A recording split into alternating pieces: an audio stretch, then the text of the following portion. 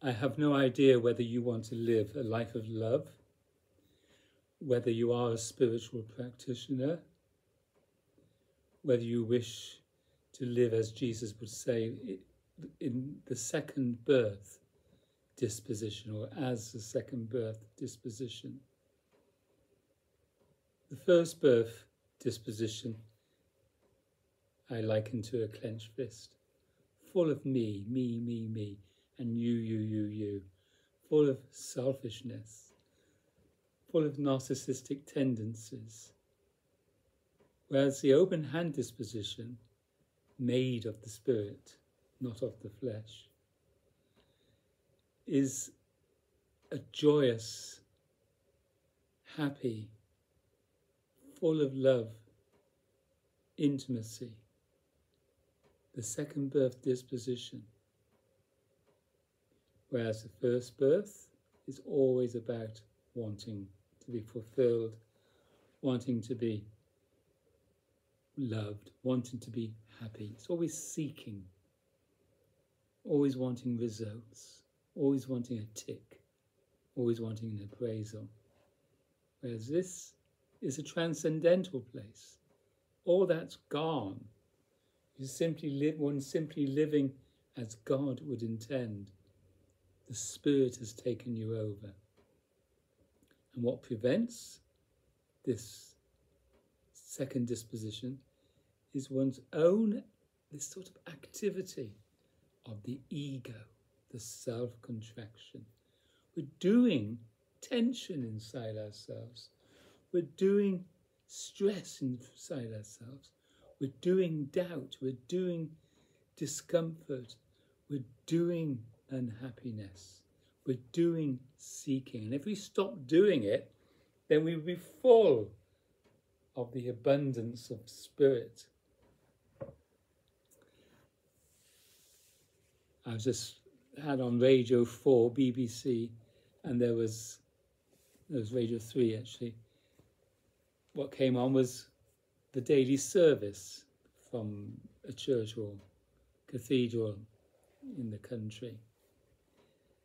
And this is conventional religion, simply parrot fashion, reciting, reading maybe from a gospel, then the priest does his thing and the congregation does their thing.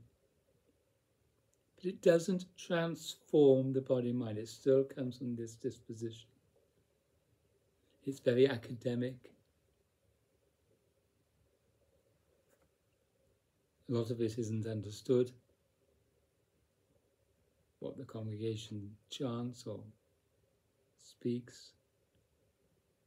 And there's a couple of hymns, a psalm or two.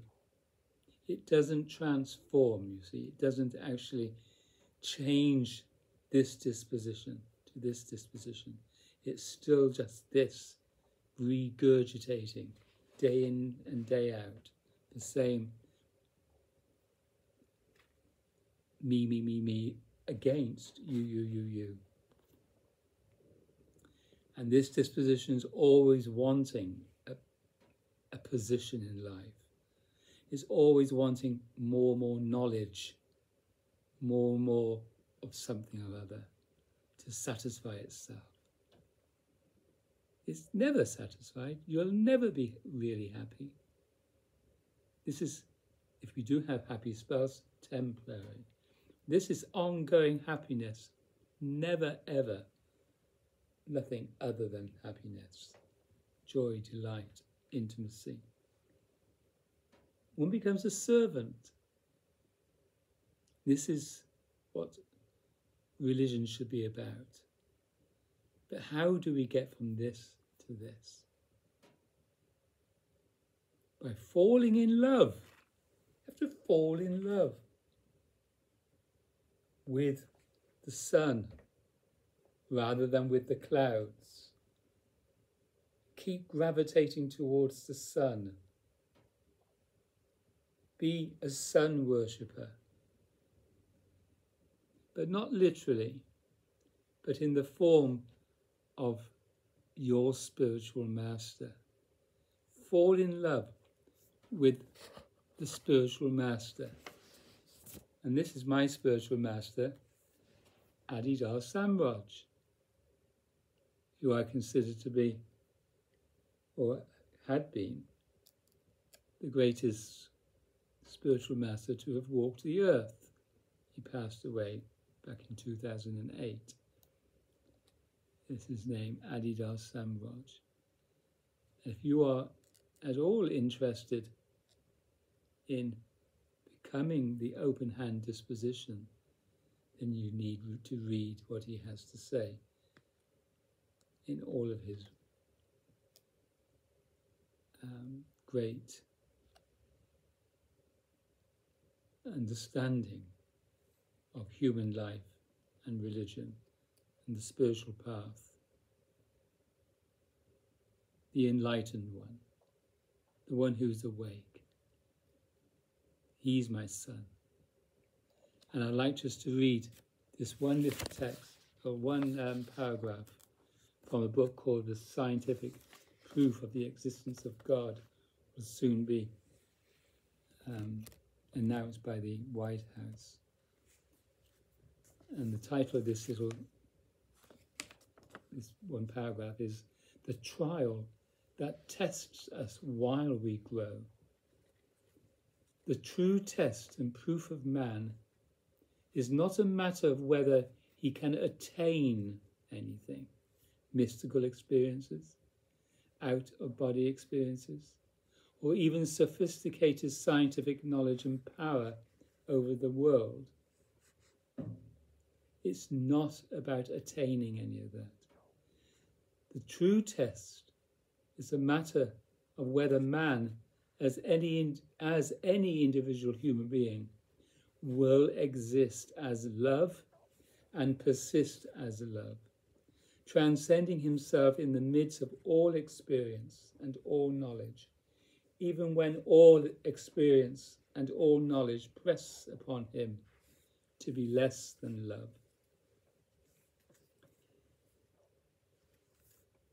First birth stuff is all about acquiring, all about attaining, all about doing your best, getting the best, or what have you. And if you don't, it's all about disgruntledness, irritations and frustrations.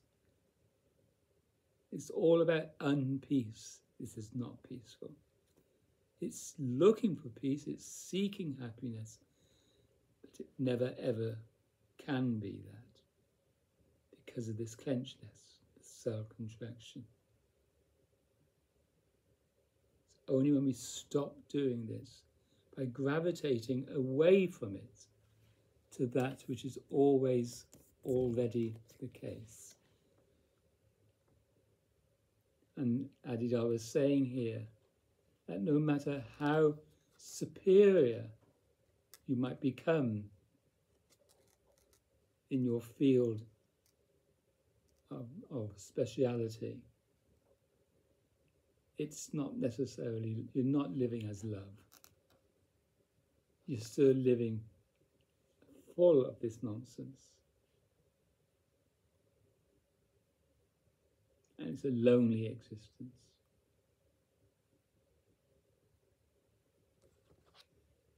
So that's the true test of any individual. Will you exist as love, beyond, transcending all experience and knowledge? Can you live as love even when all experience and knowledge press upon you to be less than love? First of all, you have to have this heart's desire, which I had as a child and which has continued through my adult life.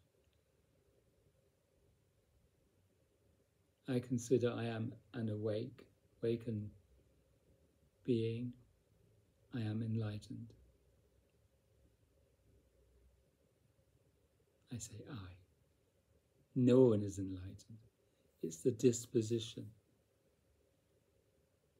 I am aware that this body-mind is living as an open hand.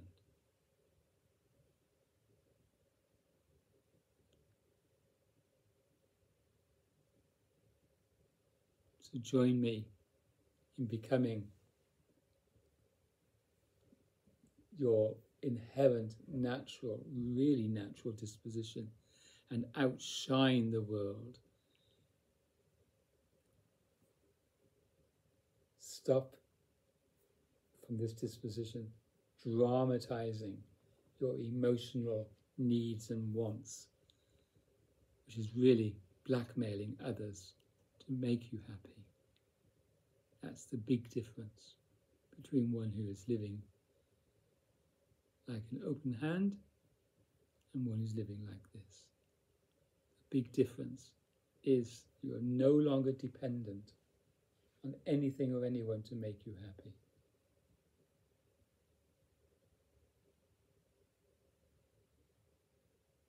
And once you're there, there's no more seeking. There's a stillness.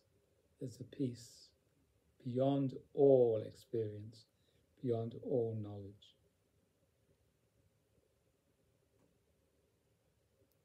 Thank you for listening.